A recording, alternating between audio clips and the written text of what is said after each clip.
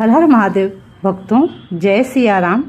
सर्वप्रथम प्रभु श्री हरि, माता हरि प्रिया के और गजानन गणपति भगवान के श्री चरणों में प्रणाम करते हुए आप सभी को प्रणाम करते हुए इस वीडियो में हम सभी माघ माह के कृष्ण पक्ष में षष्ठीला एकादशी आती है, उसके महात्म्य श्रवण करेंगे। उसके पूर्व एक इन्फॉर्मेशन, षष्ठीला एकादशी का व्रत इस वर्ष हम 18 जनवरी को करेंगे। दिन होगा बुधवार का और षष्ठीला एकादशी का पारण जो है हमें 19 जनवरी को करना है। दिन होगा गुरुवार का। पारण का समय होगा 7:15 से लेकर के 9:29 का। हर शहर का पारण समय थोड़ा सा अलग होता है। यदि आपको आपके शहर का पारण समय जानना है तो आप मुझे मेरे व्हाट्सएप पे या यहाँ कमेंट बॉक्स में अपने शहर का नाम बता दें, मैं आपको बता दूंगी। फ्रेंड्स, जैसा मैं हमेशा अपने वीडियो में कहती हूँ, एकादशी 3 दिन का फेस्टिवल होता है। एकादशी इस वर्ष 17 जनवरी को दिन होगा मंगलवार का, शाम को 6:05 पे स्टार्ट हो रही है। अब एकादशी तिथि प्रारंभ होने का अर्थ है, यदि आप व्रत धारण करते हैं तो आपको संध्या समय भोजन नहीं करना चाहिए 6:05 के बाद में।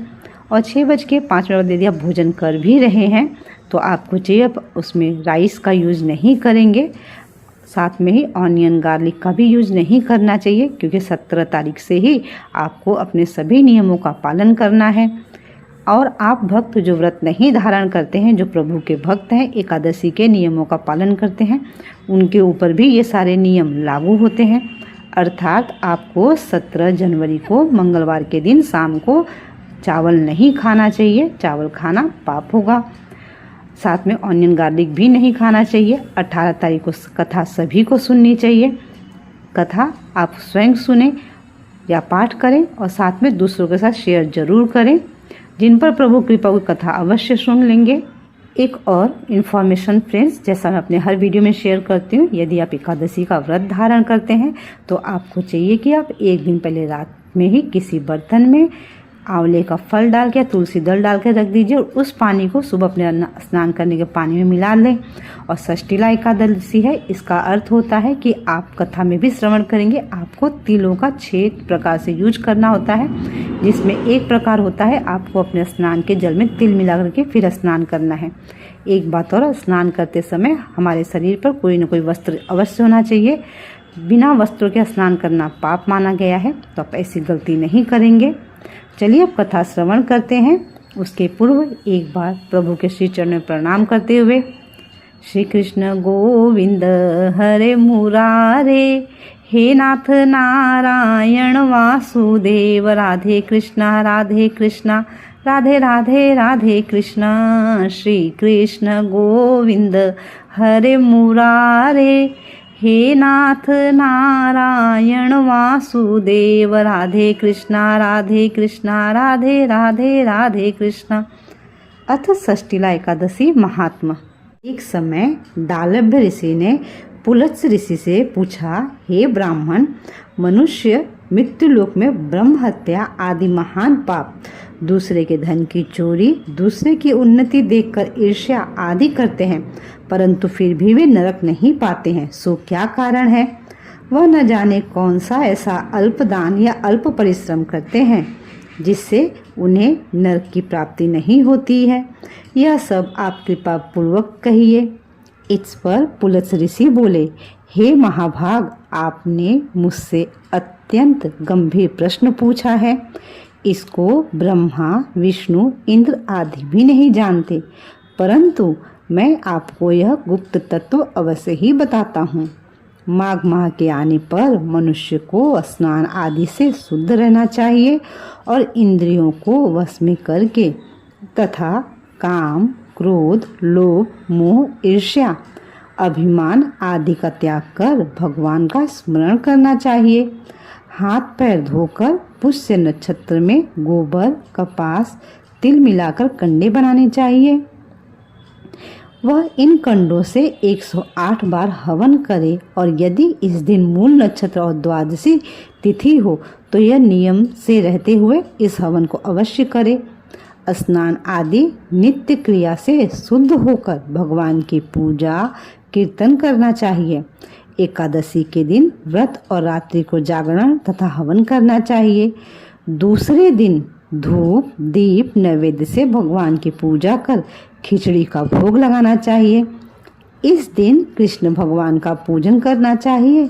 पेठा, नारियल, सीताफल या सुपारी सहित अर्घ देना चाहिए और फिर स्तुति करनी चाहिए।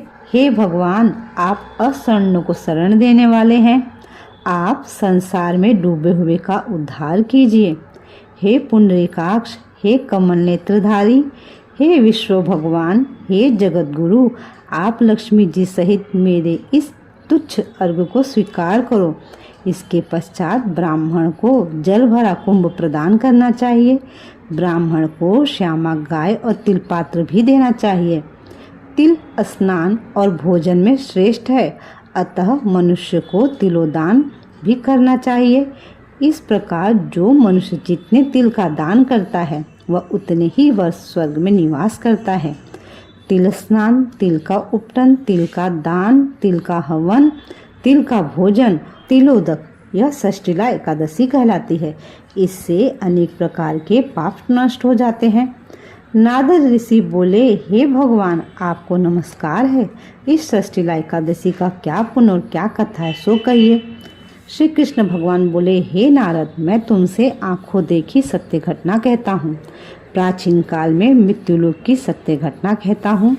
प्राचीन काल में मृत्युलोक में एक ब्राह्मणी थी। वह सदैव व्रत किया करती थी। एक समय वह 1 माह व्रत करती रही। इससे उसका शरीर अत्यंत दुर्बल हो गया था, परंतु उसने कभी भी देवताओं तथा ब्राह्मणों को धन तथा अन्नदान नहीं किया। इस प्रकार मैंने सोचा कि इस ब्राह्मणी ने व्रत आदि से अपना शरीर शुद्ध कर लिया है और इसको वैष्णव लोग भी मिल जाएगा, परंतु इसने कभी भी अन्नदान नहीं किया है। इससे इसकी तृप्ति होना कठिन है। ऐसा सोचकर मैं मृत्युलोक में गया और ब्राह्मणी से अन्न मांगने लगा। वह बोली, आप यहाँ किस लिए आए हैं? मैंने कहा, मुझे भिक्षा चाहिए।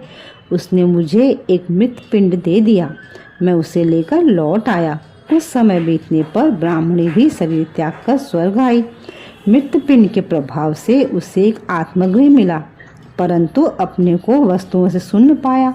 वह मेरे पास आई और बोली, हे भगवान, मैंने अनेकों व्रत आदि से आपकी पूजा की है, परंतु फिर भी मेरा घर वस्तुओं से शून्य है। मैंने कहा, तुम अपने गृह जाओ और देव स्त्रियां तुम्हें देखने आएंगी। जब तुम उनसे षष्ठीला एकादशी का पुण्य और विधि सुन लो तभी द्वार खोलना। भगवान के वचन सुनकर वह अपने घर को गई और जब देव स्त्रियां आकर द्वार खुलवाने लगी तब ब्राह्मणी बोली कि यदि आप मुझे देखने आई हैं तो षष्ठीला एकादशी का महात्म्य कहिए। उनमें से एक देव स्त्री बोली, सुनो मैं कहती हूँ। जब उसने षष्ठीला एकादशी का महात्म्य सुना दिया तब उसने द्वार खोला। देव स्त्रियों ने उसको सब स्त्रियों से अलग पाया।